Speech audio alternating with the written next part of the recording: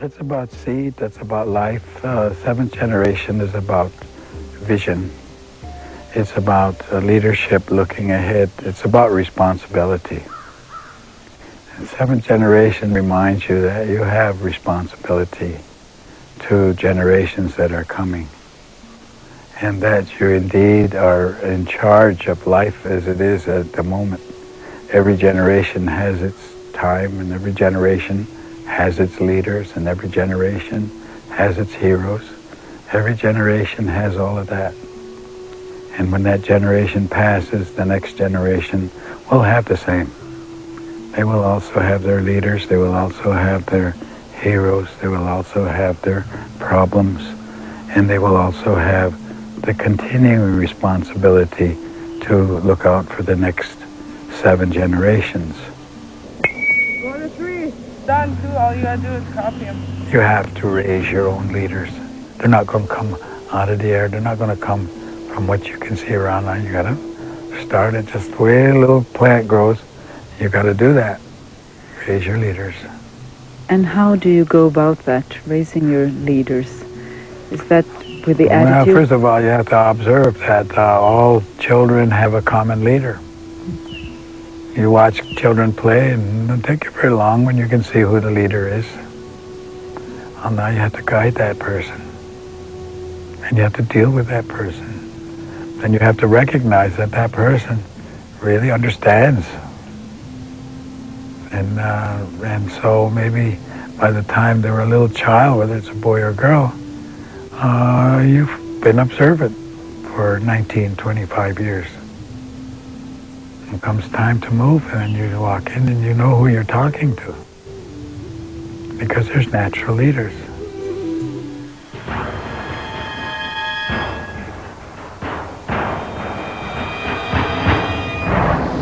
The most important thing I would think is that the leadership change their values from power and authority to responsibility.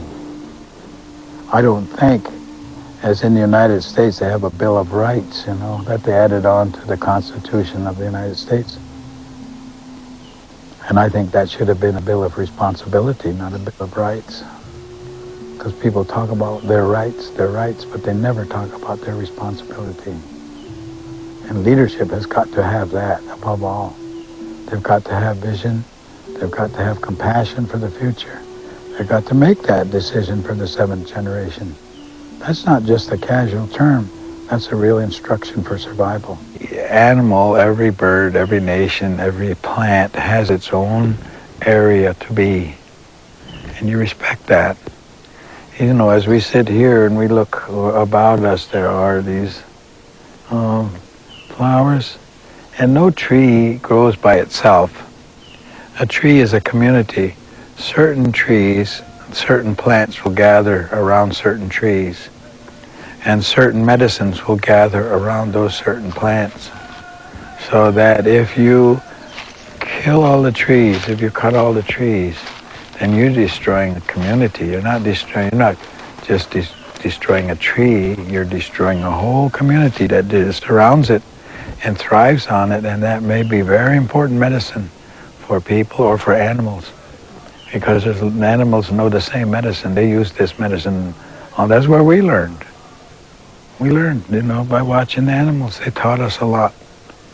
Where is the medicine? They'll tell you because they use it themselves.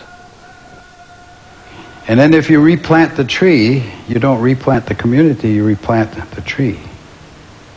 So you've lost a community. And if you clear cut, which is what's happening in America and Canada a great deal these days, and I guess around the world, then you are really a very destructive force. And simply replanting trees is not replanting community. You lost a lot in the process. If you don't understand that, you will. And that understanding comes in a very difficult manner.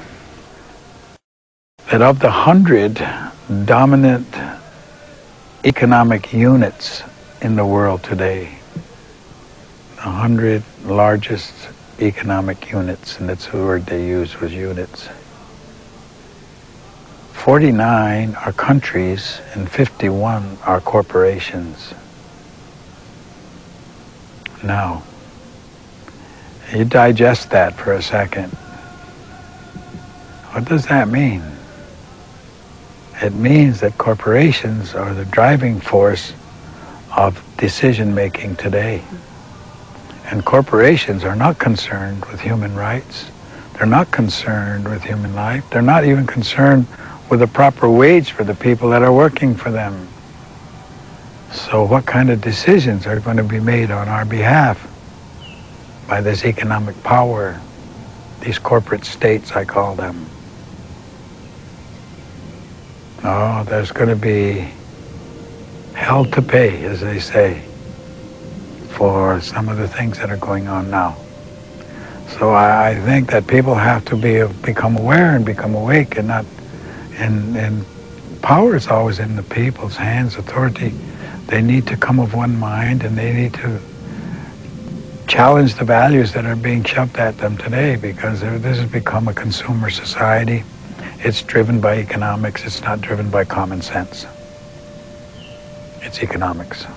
But do all people have the possibility to work from common sense instead?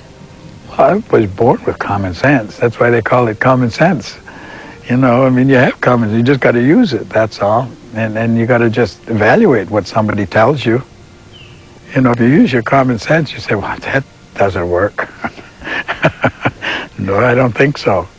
I mean, I remember when one of our chiefs, we had a group of boys who had done something bad, and they were sitting in front of the chief's council, and they were talking about, you know, who was the leader. And I remember the chief, an old chief, said, well, he said, you know, it's not good sense to follow somebody just because. Why? You can't give me an answer why you follow him, but if you were going to do something like jumping off a cliff, would you follow him? Would you do that? Use your sense. Use your common sense. And then he said, everybody should be their own leader. In other words, do your thinking for yourself. Будут участвовать в этих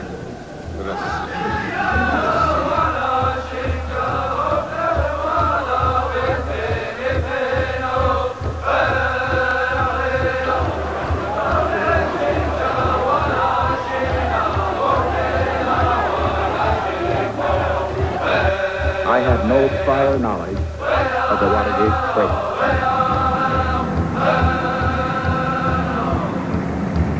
So how's God going to talk to me in the latter days? And who's going to bring that book? There will be no excuses. Now we see flames. There are flames coming out of it. The compound is on fire.